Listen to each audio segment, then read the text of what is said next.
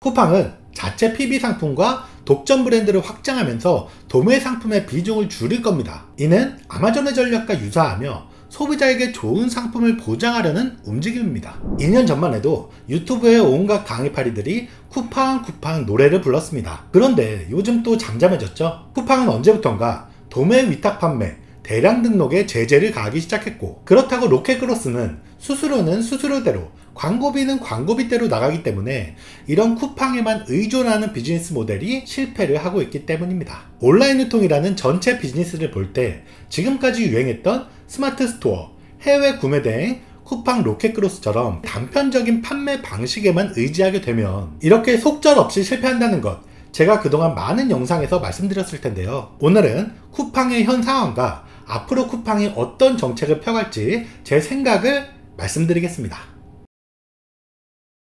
3년 전 제 영상 스마트 스토어 정책 변화, 위탁 판매 유튜버들의 몰락, 1년 전 제 영상 도매 제품 강의팔이 제발 그만 보세요. 그 다음 영상 쿠팡은 판매의 나쁜 플랫폼이 될 겁니다. 제가 지금까지 수없이 영상으로 이야기해도 아직 많은 분들이 도매 위탁 판매 비즈니스에 속고 있고, 유튜브에서 쉽다라면서 강의 팔아먹는 강의파리들은 아직도 월천을 이야기하고 있습니다. 사기꾼 S, 돈 버는 땡땡, 월천 버는 땡땡처럼 이런 사람들이 이야기하는 유통은 꼼수라는 것이 계속해서 증명되고 있잖아요. 최근 쿠팡이 개인정보 침해를 이유로 도매 상품, 이 위탁 셀러들의 상품들을 무더기 정지시키고 있는데요. 물론 요즘에 개인정보 이슈가 크기도 하고 소비자들도 개인정보 보호 목소리를 점점 높이고 있어서 그 명분으로 정지를 남발하고 있긴 하지만, 제 생각에 쿠팡은 개인정보 침해 문제만으로 계정들을 무자비하게 정지시키고 있다고 보지는 않습니다. 이 영상을 끝까지 보시면 모두 알게 되실 테지만, 먼저 핵심 내용인 판매자 청소에 대해서 말씀드릴게요. 판매자 청소? 이커머스 패권을 잡은 쿠팡은 어느 정도 자리를 잡은 거라 생각하고 그동안 오직 쿠팡의 매출을 위해서 방치해뒀던 대량 등록했던 그런 상품들, 이제는 계정 정지 한 방으로 모두 비공개시키고 결국 누구나 파는 상품이 아닌 퀄리티 높은 자기만의 브랜드 상품을 노출시켜 주려고 하고 있어요. 네이버 스마트 스토어가 3년 전부터 진행했던 방식과 거의 비슷하고, 스마트 스토어에서도 도매 상품으로 노출에만 의존했던 그런 상품들이 거의 싹 소멸된 것처럼 이제 쿠팡에서도 도매 상품은 점점 사라질 겁니다.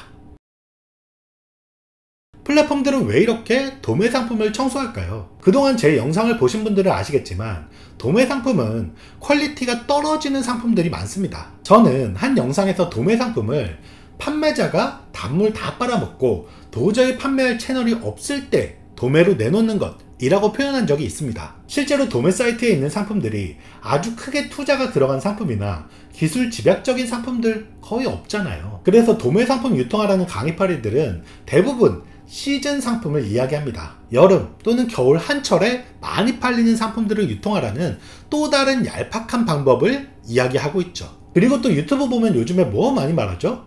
유통의 본질에 깊게 다가가지 않는, 그냥 단순히 자기 영상 조회수 뽑으려는 부업이라는 키워드로 계속 얘기하잖아요. 이런 강의파리들이 계속 늘어나니까 퀄리티가 떨어지는 상품들, 판매자에게 문의해도 자기 상품이 뭔지도 모르는 그런 저퀄리티의 서비스, 이런 것들도 따라서 계속 늘어나게 되고 결국 네이버나 쿠팡 같은 판매 플랫폼의 신뢰도에 금을 가게 하는 것이죠. 저는 끊임없이 이 플랫폼의 신뢰도에 대해서 이야기해왔는데요. 쿠팡의 배송이 아무리 빠르더라도 결국 상품이 너무 저질이거나 싸구려 티가 나면 쿠팡 이용을 회의적으로 보는 사람들이 생길 수밖에 없고, 이미 제 주위에도 쿠팡에서는 잘 주문하지 않는다 라는 분들이 생겨나기 시작했습니다. 이처럼 쿠팡은 자기 플랫폼의 브랜딩과 신뢰도 향상을 위해 그동안 막 사업자를 엄청 늘려서 상품만 늘려서 판매했던 그런 셀러들이나 상위 노출, 로직 공부해서 노출시키는 그런 도매 상품들을 청소하고 앞으로는 퀄리티 높은 상품 판매 위주의 정책을 내놓을 거라고 예상하고 있습니다.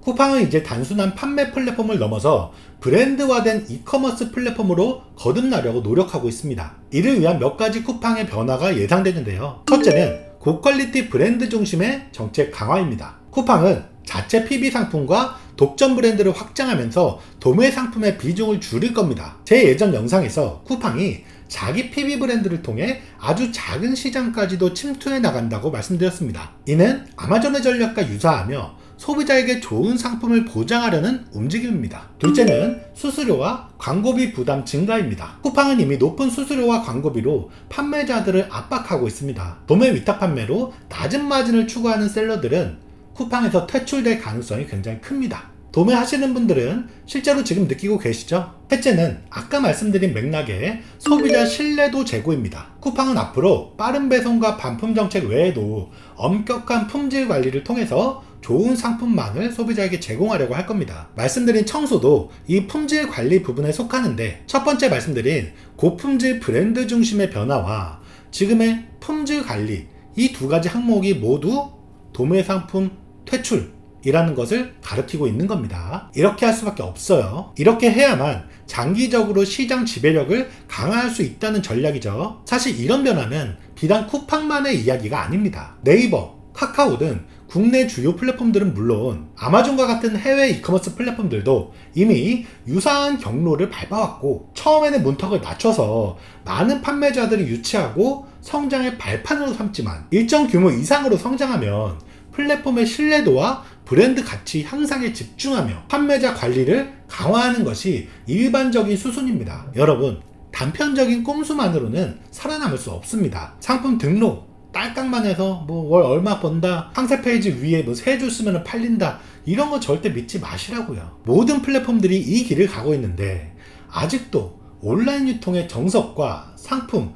브랜딩을 공부하지 않고 반짝 매출에만 치중하는 것이 참 안타깝습니다. 강의파리들의 쉽게 돈 버는 방법은 이제 아예 통하지 않게 됐습니다. 유통 비즈니스의 성공은 지속 가능한 전략에 달려있는 만큼 이제 단편적인 도매 위탁이나 대량 등록에서 벗어나 자기만의 브랜드와 그 가치를 집중해야 될 때라고 말씀드리면서 오늘 영상 마무리하겠습니다. 남인사였습니다.